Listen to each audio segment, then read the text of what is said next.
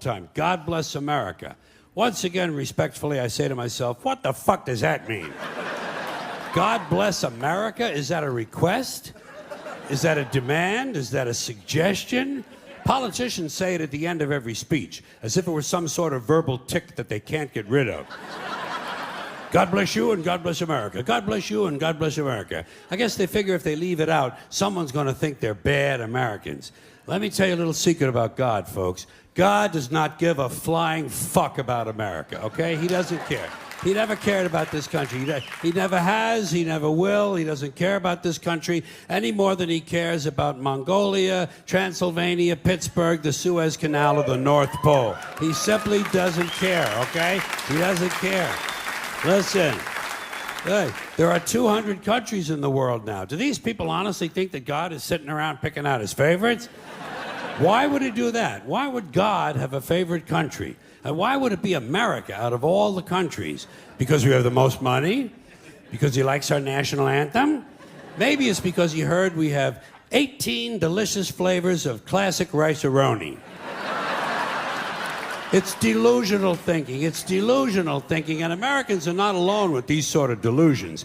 Military cemeteries around the world are packed with brainwashed, dead soldiers who were convinced God was on their side. America prays for God to destroy our enemies. Our enemies pray for God to destroy us. Somebody's going to be disappointed. Somebody's wasting their fucking time. Could it be everyone? Now.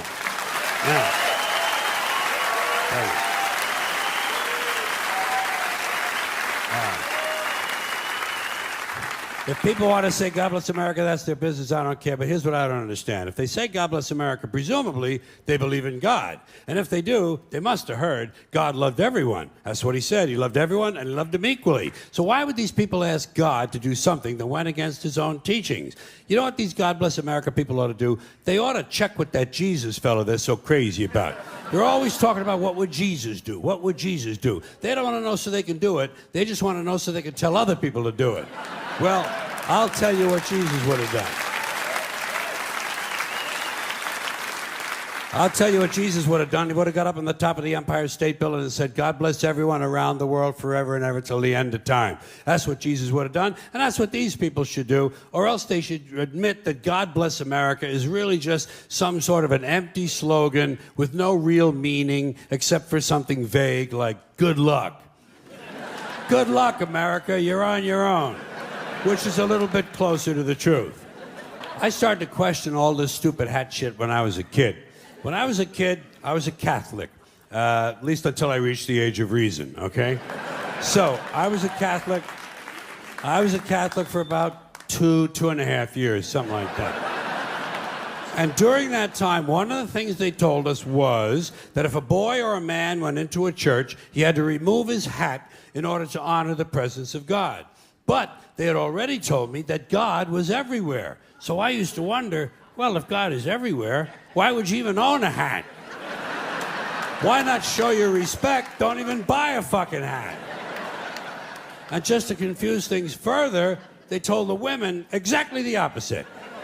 Catholic women and girls had to cover their heads when they went into church. Same as in certain temples, Jewish men have to cover their heads in those temples. In those same temples, Jewish women not allowed to cover their heads. So try to figure this shit out. Catholic men and Jewish women, no hats. Catholic women and Jewish men, hats. Somebody's got the whole thing totally fucking backwards, don't you think? And, you know... And what is this religious fascination with headgear? Every religion's got a different fucking hat. Did you ever notice that? The Hindus have a turban, the Sikhs have a tall white turban, Jews have a yarmulke, the Muslims have the keffiyeh, the bishop has a pointy hat on one day and a round hat on another day, cardinal has a red hat, pope has a... Everybody's got a fucking hat. One group takes them off, the other group puts them on.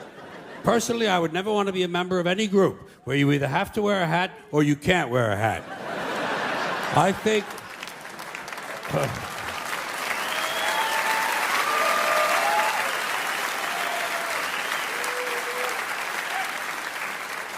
I think all religions should have one rule and one rule only: Hats optional. That's all you need to run a really good religion. Here's another one of these civic customs. Swearing on the Bible. You understand that shit? They tell you to raise your right hand, place your left hand on the Bible. Does this stuff really matter? Which hand? Does God really give a fuck about details like this? Suppose you put your right hand on the Bible, you raise your left hand. Would that count? Or would God say, sorry, wrong hand, try again? And why does one hand have to be raised? What is the magic in this gesture? This seems like some sort of a primitive voodoo mojo shtick. Why not put your left hand on the Bible, let your right hand hang down by your side? It's more natural. Or put it in your pocket. Remember what your mother used to say? Don't put your hands in your pockets. Does she know something we don't know? Is this hand shit really important? Well, let's get back to the Bible, America's favorite national theatrical prop. Suppose the Bible they hand you to swear on is upside down, or backward, or both, and you swear to tell the truth on an upside-down, backward Bible.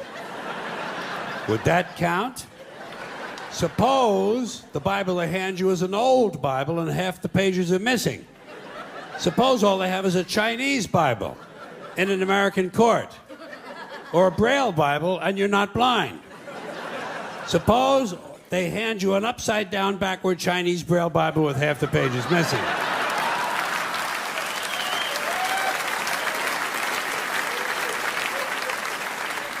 At what point does all of this stuff just break down and become just a lot of stupid shit that somebody made up? They fucking made it up, folks. It's make-believe. It's make-believe.